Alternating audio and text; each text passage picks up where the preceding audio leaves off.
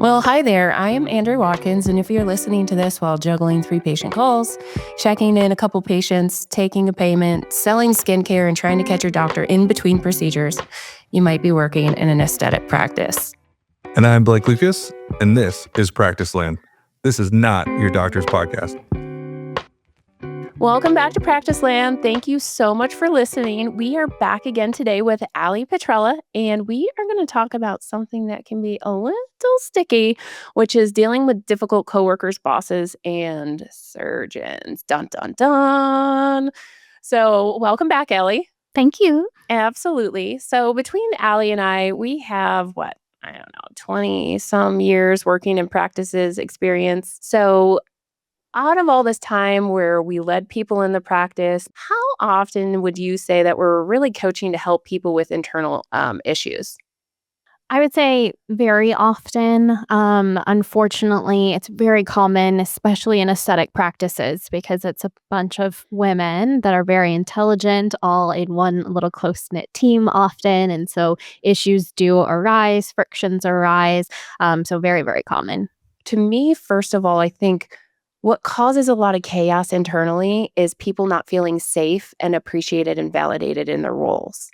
And so if you don't have a leader that is appreciating and acknowledging and validating the people that are on the team, they sometimes feel they need to undercut each other, or they need to prove their worth, or they need to make somebody else look bad to make themselves look good. And so that can create relationships that literally drive a business into the ground. One example I remember specifically early on in my practice days as a leader was one specific instance. There was a girl that liked to gossip a lot about the other teammates. And so it would come to me because I was always the leader with the open door policy. Stories come back. I go and have a meeting with this girl and say, I really, really appreciate you. And here's a list of all the things off the top of my head. I think you're doing really, really great.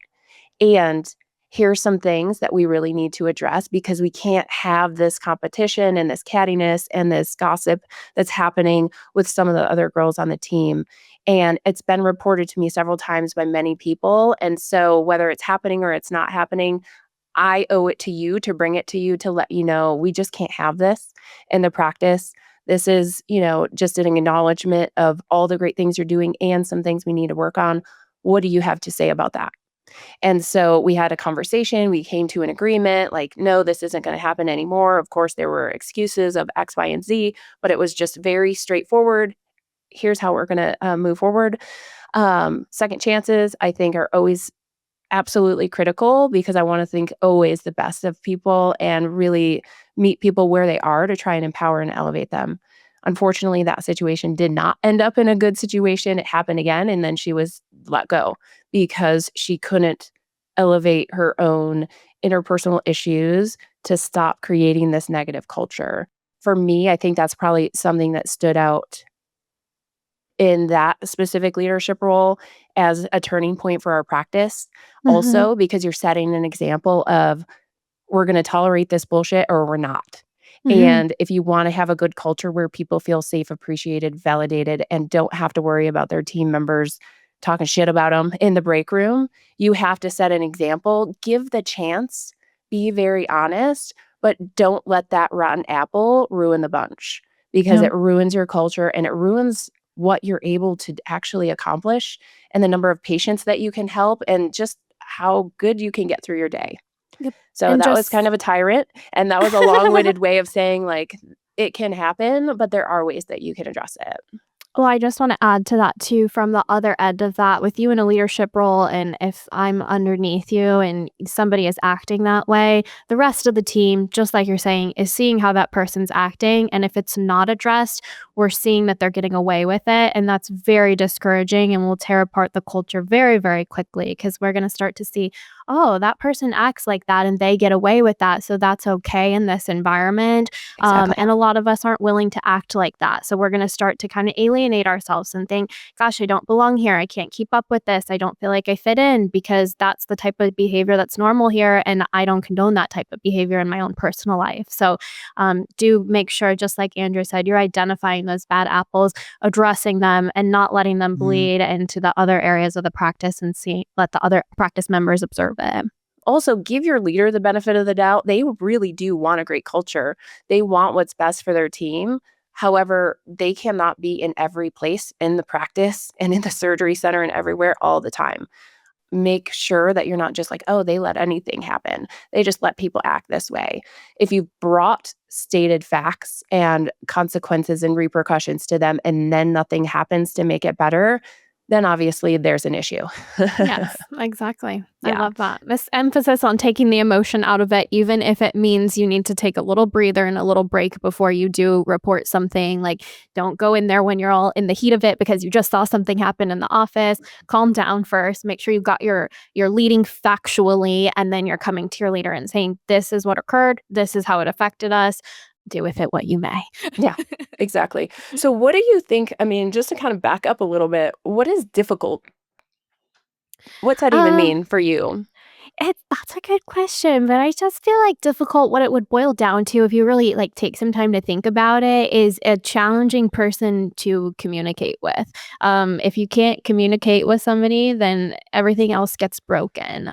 So whether it's something in the way they're performing or the way that they're behaving, if you can communicate with them and fix those issues as they arise, then that doesn't make someone difficult. It just means they're a little bit different than you. But if you can't communicate and you can't address things together and they're not willing to work as a team, I would say that's what makes someone like a difficult person to work with. What steps can you take to kind of have that more open communication with somebody that maybe right out of the gate you don't necessarily communicate so well with? I would say be mindful of the environment. Sometimes, like, a conversation will come up in the thick of a work situation, and it's not always appropriate to address that behavior or address the conflict right in the moment. If you're trying to get something done, or if there's a patient standing in front of you, don't try to solve conflict with your coworker. Right. Make sure that it's a time and a place where you guys are in private, in quiet. You don't want to do this in front of other people, whether it's other coworkers because they might feel attacked, or in front of patients because they might feel embarrassed. So make sure you've got enough time. We're not rushing, and sit down and just communicate how you perceived what happened. Hey, this is how this felt for me. I would love to learn how it felt for you, or what you were kind of trying to communicate with me there, because this is how I took it, and I don't feel like that's maybe how you meant it.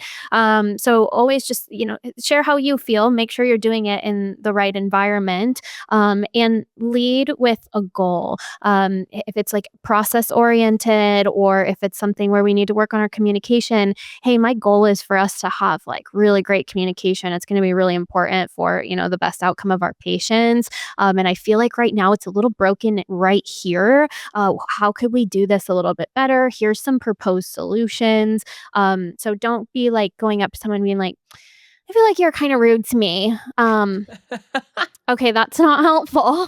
So Yeah. lead with a goal, and make sure that you're not being accusatory, and doing it in the right environment. Allie, this is a great therapy session, and I need to take this into my relationship with my 14-year-old son.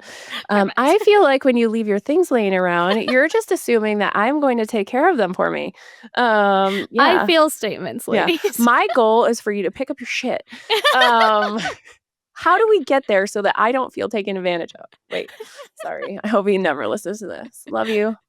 Anyway, so we have these conversations, and would you suggest doing them one-on-one and trying to handle this yourself initially, or do you think that a leader needs to be present just so that you have like a mediator or a third party available? What do you think? I think it depends. It's situational. Like, let's take the example that you were using of there being maybe a big gossip in the office. For me personally, I would approach that, or if I was leading somebody that was having challenges with that, I would say make sure you control what you can control. Not to quote Mel Robbins, but I'm going to because we love her. But like, let them use the let them theory. Let that if there's someone's going to be tyranting and they're going to be gossipy and they're going to be causing all these issues, let them do what they're going to do and then let you choose how you're going to respond to that. So you're not going to play into it. If they're going to be negative, you're going to stay positive, and you're going to show them that that type of behavior is not welcome when you're around. And usually that's enough to stop someone, because if you think about it, if someone's gossiping and other people aren't buying into it and they're not even like accepting it, they're going to stop because they're going to feel kind of foolish, which is the goal. Like, stop it before it becomes an issue and someone has to lose their job.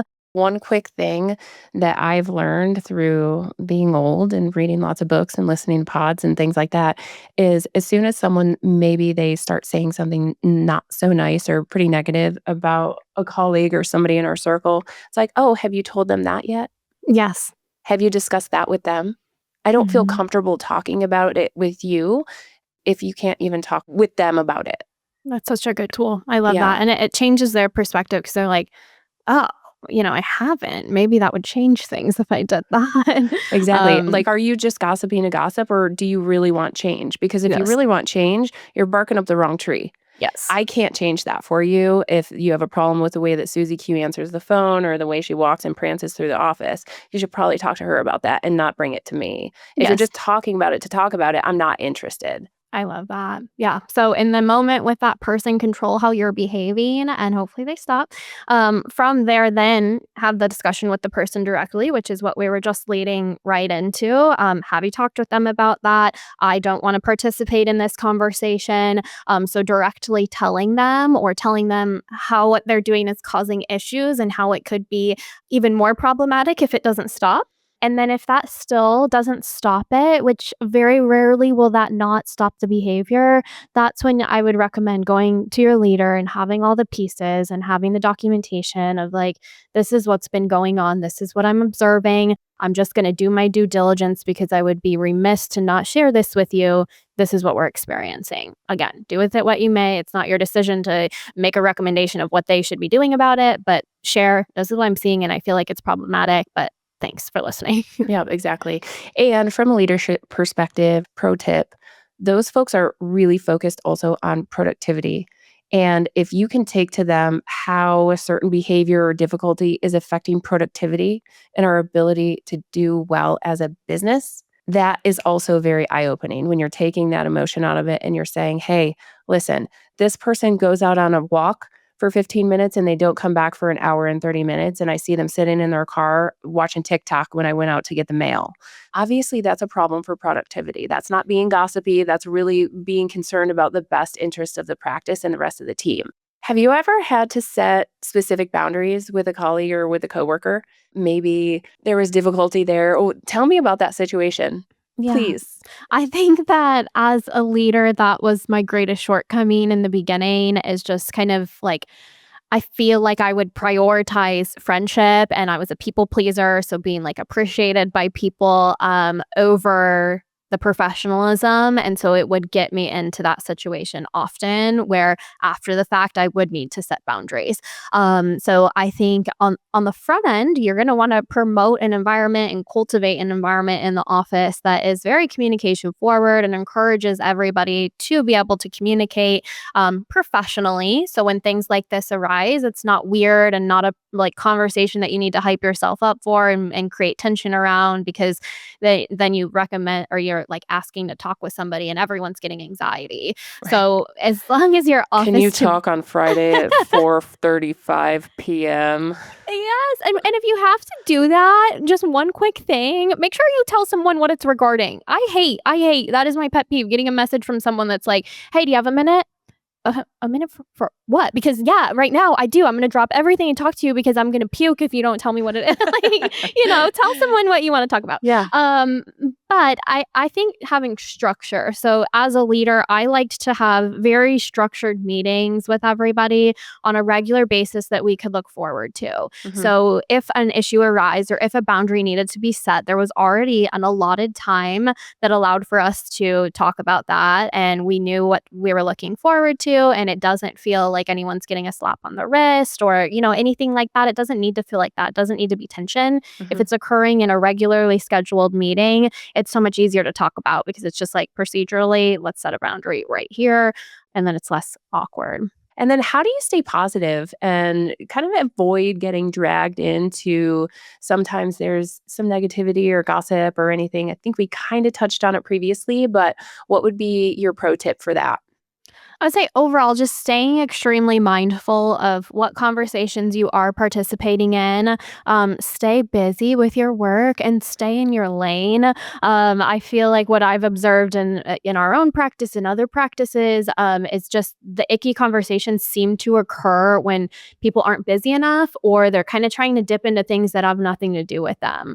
Because that's how we get cliquey and that's how we get gossipy because we're bringing people into this situation that shouldn't be in it. And then if you do get dragged into those conversations, kind of like we were saying earlier, just remain the light in the conversation and keep the positive viewpoint. A line that I always love using is just to play devil's advocate for a moment. So if people are just like complaining on and on about a new policy or a new procedure or a way that someone's doing things, just to play devil's advocate for a second.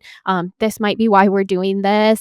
Just a thought, and maybe that will challenge it others' perspectives, but just always try to remain that positive person instead of participating and throwing on the fire.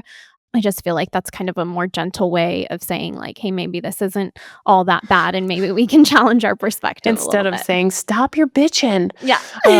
Yeah. Just to give a different perspective that can potentially open somebody's mind and eyes to that. No, I love that. Perfect. Well, super appreciate the advice and insight. One last thing and takeaway that I like to also encourage people to consider is don't engage with crazy. Love that. Yeah. I mean, I've told so many people throughout my years that I've worked with and tried to coach and support and everything is like, if someone's just being asinine or being absurd, don't engage. Don't engage. People will learn who will engage and that will feed and fuel the fire. And if you're not engaging and you're not putting gas and you're not putting firewood on that campfire, it's going to die out. It's going to burn out. So cool. Well, that concludes this episode as we're talking about how to deal with difficult colleagues and coworkers. And we are going to have a very spicy conversation about dealing with difficult leadership and difficult surgeons or business owners. So that's the part where it's not for your doctor. Anyway, thanks for joining us, Alli. How again can we reach you digitally out there in the digital scope? I'm on LinkedIn as Allison Petriella, and you can reach out anytime. I'm happy to chat. Perfect. Thank you so much. We'll talk soon. Thanks, guys. Got a wild customer service story or a sticky patient situation? Send us a message or voicemail. If your tale makes it into our She Did What segment, we'll send a thank you gift you'll actually love. Promise, no cheap swag here. Are you one of us? Subscribe for new episode notifications and more at practicelandpodcast.com. New episodes drop weekly on YouTube and everywhere you can listen to podcasts.